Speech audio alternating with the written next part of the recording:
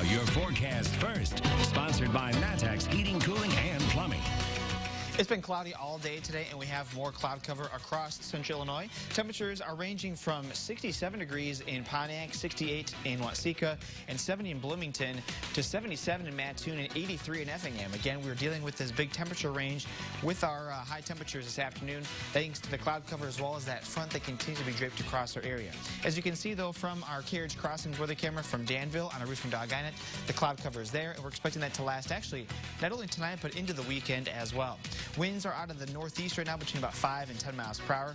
It'll be a dry as well as a cool and comfortable forecast for the backyard this evening, but it will be cloudy. We'll talk more clouds coming up. WCIA 3 News starts right now. Now from WCIA 3 News. Really, we're looking at gathering all the information from the community. It's a call out to the people of one city, why a police department wants to hear from you. Plus, a familiar feature in one village is scheduled to come down soon, but not if leaders have anything to say about it. House Republicans charged Speaker Madigan with bribery, extortion, and a criminal conspiracy. Why their investigation into the Speaker hit a brick wall today. Coming up.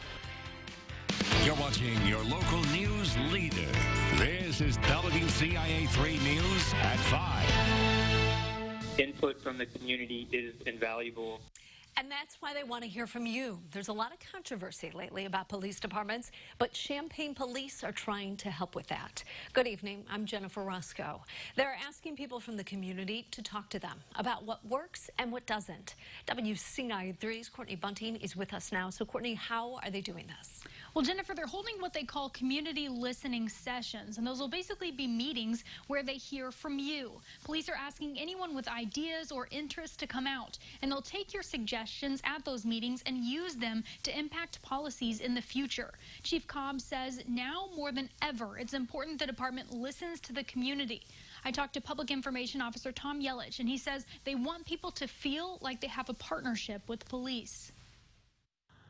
We want active community participation in these listening sessions.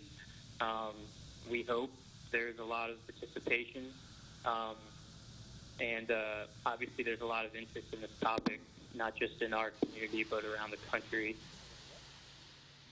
These meetings will happen through Zoom, and they'll be bringing in a moderator to help them run smoothly. Champaign police will use information from these meetings and take them to City Council directly. And once those listening sessions wrap up, police will also hold what they call more in-depth sessions, but they're still in the planning phases of those right now. Jennifer?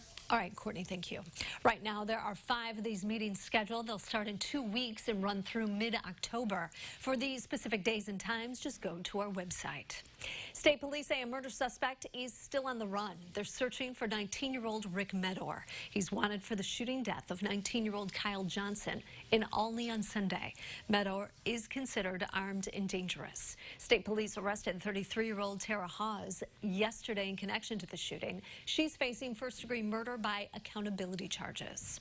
The Illinois House held the first hearing to investigate and potentially discipline or expel the powerful House Speaker today. But that committee hearing didn't last long as Democrats and Republicans set the terms for how they will proceed. Our Capitol Bureau Chief, Mark Maxwell, reports from Springfield. The Special Investigative Committee into Speaker Madigan hit a brick wall. Early Thursday morning, just moments after that committee convened, it went into recess. House Democrats chairing the committee deferring to federal prosecutors, hoping that their ongoing investigation or their public hearings might not interrupt or interfere with the ongoing criminal investigation. Republicans clamoring for a chance to grill Speaker Madigan in public said their investigation into conduct unbecoming a public official is different than a federal investigation into criminal conduct. But in the official House charging documents, Republican leader Jim Durkin accuses Madigan of engaging in conduct unbecoming a legislator, a breach of public trust, including bribery, extortion, and a criminal conspiracy. This is not a political stunt. This is a truth hunt. This is what we are trying to do. We are trying to get at the truth of what actually happened here. You see it as your duty to investigate, to dig, to find new information that perhaps isn't already in the public domain. I don't think it's the job of the Illinois House of Representatives to do criminal investigation. That's what the U.S. Attorney is doing. The committee chairman who holds the gavel and oversees this process, House Democrat Chris Welch, said Speaker Madigan is invited to testify, and he may ultimately do that. But After the hearing Thursday morning, Welch would not commit to using subpoena power to compel Speaker Madigan to take the witness stand and testify in his defense. Reporting in Springfield, Mark Maxwell. Now, Speaker Madigan is not currently facing any criminal charges in the ComEd corruption case. One former ComEd executive was charged just last week and could be cooperating in the investigation.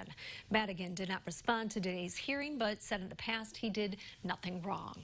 Crews are investigating a Paris fire as suspicious. It happened on Springfield and Grandview yesterday in Paris. The building was abandoned, but used to be a bake shop. Investigators say it didn't have any electric or gas hooked up. They're asking anyone who saw anything to call them. Good news from the U of I campus in Urbana. New cases of COVID-19 are trending slightly downward despite the holiday weekend. 6 days ago, Anthony Fauci warned Illinois was at risk for a spike because of the overall rise in cases. Health officials urged families and students to be vigilant. The results at UIUC? Fewer new cases compared to a week before last Monday. Last Monday, there were 230. On Labor Day this week, there were 69. So far, the numbers have been in the double digits all week. On Tuesday, the most recent day available, there were 81. Switching to statewide numbers, there are more than 1,900 new cases for a total of more than 255,000. The recovery rate is holding at 96%.